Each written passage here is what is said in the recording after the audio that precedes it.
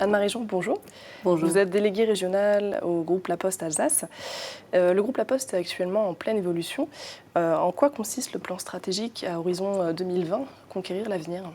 Conquérir l'avenir, c'est effectivement le nom du plan stratégique et ça ne va pas forcément de soi pour une entreprise qui est sur des marchés qui ne sont pas à la hausse, c'est le moins qu'on puisse dire, notamment pour celui du courrier.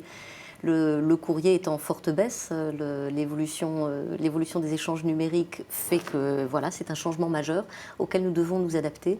Et du coup, notre plan stratégique, eh bien, il consiste à faire résolument face à cette situation en nous adaptant dans notre activité traditionnelle du courrier, en continuant de travailler au développement de nos autres branches que j'appellerais classiques, le colis, la logistique, le réseau de points de contact, la banque postale, réseau qui commercialise aussi la poste mobile, et également de nous développer sur des champs sur lesquels on nous attend moins, par exemple le numérique. Le numérique a été érigé en branche d'activité à part entière, au même titre que le courrier, depuis la sortie de ce plan stratégique. Et puis de nous développer donc sur d'autres domaines en nous appuyant sur nos savoir-faire traditionnels et par exemple développer des services facteurs. Le facteur est un personnage de confiance qui passe tous les jours dans tous les foyers pour remettre le courrier, mais aussi pour délivrer d'autres services, notamment des services de cohésion sociale, des services de portage à domicile, des services de veille pour les personnes âgées, des services d'enquête à domicile sur des sujets simples. Voilà toute une palette de domaines sur lesquels nous pouvons nous développer et c'est notre projet résolu. Justement, comment le développement durable s'intègre-t-il dans cette stratégie plus globale? Alors il est vraiment au cœur de notre stratégie. Par exemple, parmi nos projets d'action majeurs du moment, nous avons la logistique urbaine qui intègre un volet très important sur la réduction des émissions de gaz à effet de serre et nous y travaillons activement.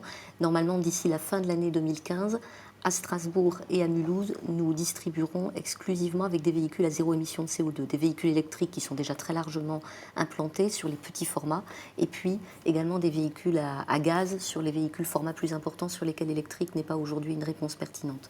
Autre sujet très important, la transition énergétique, sur lequel nous travaillons pour nous-mêmes, notre propre transition énergétique. J'ai cité l'exemple des véhicules pour nos déplacements, mais également l'amélioration de l'efficacité énergétique de nos bâtiments, le recyclage, mais aussi pour nos clients. Nous essayons à chaque fois de travailler avec la façon, les plans d'action qui s'appliquent à nous-mêmes et les plans d'action qui vont nous permettre de présenter de nouvelles offres à nos clients. Par exemple pour le recyclage Recygo, recyclage du papier et du carton. Sur le domaine de l'énergie des véhicules, le savoir-faire que nous avons maintenant développé sur les véhicules électriques, nous pouvons l'offrir à d'autres clients, entreprises et collectivités via une filiale qui s'appelle Greenovia et qui fait du conseil en implantation de flotte de véhicules électriques de gestion de flotte.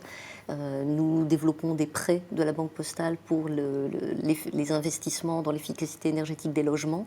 Nous pouvons mettre à disposition les services facteurs pour identifier les logements ayant besoin d'être rénovés et informer la population. Bref, on est sur un champ qui est très très large aujourd'hui. Alors, vous n'avez pas parlé des achats responsables, c'est une thématique sur laquelle vous êtes également très investi. Quelles sont les actions mises en œuvre sur ce sujet? Oui, en effet, les achats responsables, c'est de longue date à la Poste et notamment à la Poste Alsace. Et il me semble bien qu'on a eu d'ailleurs quelques années un trophée pour la politique qu'on a vue en la matière qui consistait à confier à des entreprises d'insertion et des ateliers protégés la maintenance de nos vélos de facteurs. Et qui permettait derrière à des gens travaillant dans ces entreprises d'insertion de retrouver un emploi dans le secteur ordinaire, dans des entreprises comme Decathlon, ayant besoin de ce savoir-faire-là. Donc voilà, c'est quelque chose qu'on pratique de longue date, mais ce n'est pas parce que nous le pratiquons de longue date qu'il n'y a pas des progrès à faire.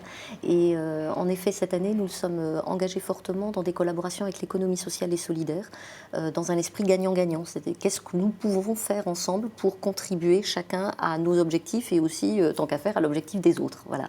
Et le volet achat responsable en est sur lequel nous travaillons beaucoup cette année. Nous avons organisé avec la collaboration de la CRES, la Chambre régionale de l'économie sociale et solidaire, et avec Alsace Active, une rencontre entre des acteurs de l'ESS ayant des offres de services à faire à une entreprise telle que la Poste, et puis nos acheteurs des différentes branches, des prescripteurs également de nos différentes branches d'activité pour mieux faire connaître le secteur de l'ESS, tout ce qu'il peut offrir, et notamment dans le secteur de l'insertion sur lequel on a certainement encore des progrès à faire. Et nous voyons déjà, suite à cette rencontre, des courants d'affaires commencer à se redévelopper et je crois qu'ils ne demandent qu'à poursuivre. Vous êtes adhérent historique depuis 2008 et vous êtes également membre du conseil d'administration d'IDE-Alsace, donc en tant que vice-présidente. Oui. Pourquoi avoir choisi de vous investir et de soutenir IDE-Alsace ? Alors nous investir dans Idée Alsace, ça répond à un double engagement pour nous. Notre engagement dans le développement durable, j'ai cité des illustrations récentes, mais c'est depuis 2002 que la Poste a des engagements forts dans ce domaine-là et met le développement durable au cœur de sa stratégie. C'est vrai au plan national et c'est vrai aussi au plan territorial. Donc voilà, nous sommes une grande entreprise nationale engagée dans le développement durable. Nous sommes aussi une grande entreprise au plan territorial. Nous sommes 5400 postiers dans la région.